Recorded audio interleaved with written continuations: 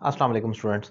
अब जो मैं टॉपिक डिफाइन कर रहा हूँ ये उन टॉपिक्स में से एक है जो बहुत फ्रीक्वेंटली पूछे जाते हैं बार बार, और या बहुत फ्रीक्वेंटली मिस्टेक्स की जाती हैं। कुछ ऐसे अल्फाज जो कभी क्लियर नहीं होते, उनमें से एक है बीइंग।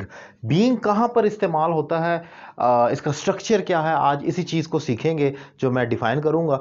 मैं इससे पहले आपको बताता चलूँ कि मैंने अपने यूट्यूब चैनल सैयद अली रज़ा काज़मी पर, जिसका लिंक आपके सामने मौजूद है, तमाम बेसिक से एडवांस तक के लेक्चर रिकॉर्ड कर चुका हूँ, वो आप देख सकते हैं। और अगर आपको मेरे पढ़ाने का तरीका पसंद आए और आप मुझसे 1-to-1 online English language course करना चाहें तो नंबर आपकी स्क्रीन पर मौजूद है, आप कॉल कर सकते हैं, मुझसे रब्ता कर सकते हैं और कोर्स का आगाज़ कर सकते हैं।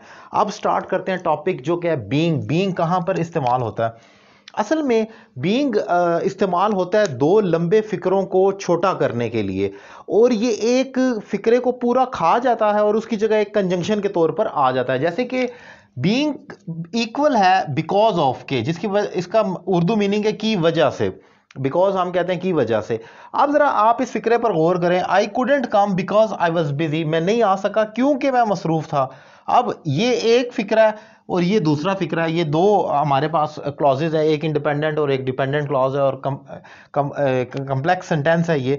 अब जरा आप इसमें एक चीज गौर करें, मैंने ये तो कहा ना I couldn't come because I was busy, अब मैं ये भी कह सकता हूं I couldn't come being busy. अब बिकॉज आई वॉज बिजी को पूरा खाकर बीइंग बिजी कहा जा सकता है।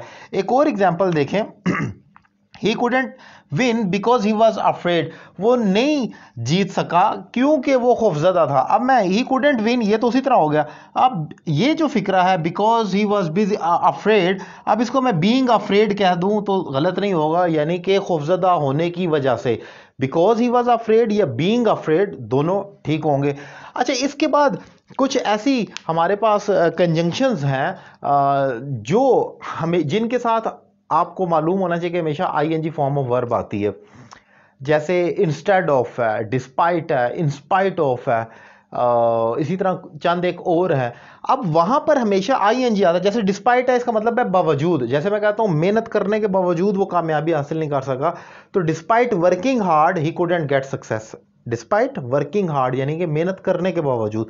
लेकिन अगर मैं सिर्फ इतना कहूं कि अगर मैंने ये कहना है कि मेहनत करने के, इस फिक्रे में तो डिस्पाइट के साथ वर्किंग हार्ड मौजूद था, लेकिन अगर फिक्रे में वर्ब भी ना हो डिस्पाइट के साथ तो फिर क्या होगा? जैसे ये यहां पर है मसरूफ होने के बावजूद। अब मसरूफ तो एक वर्ब नहीं है, ये तो एक एडजेक्टिव है। तो जब हमारे पास डिस्पाइट के साथ कोई वर्ब ना हो तो वहां पर भी बीइंग आ जाएगा, डिस्पाइट बीइंग बिजी। अब मैं ये तो नहीं कह सकता डिस्पाइट डिस्पाइट बिजिंग, मैं उसके साथ आईएनजी, एडजेक्टिव के साथ आईएनजी तो नहीं आ सकता, तो मैं वहां पर बीइंग का despite being busy he attended my call, मसरूफ होने के बावजूद उसने मेरी कॉल अटेंड की।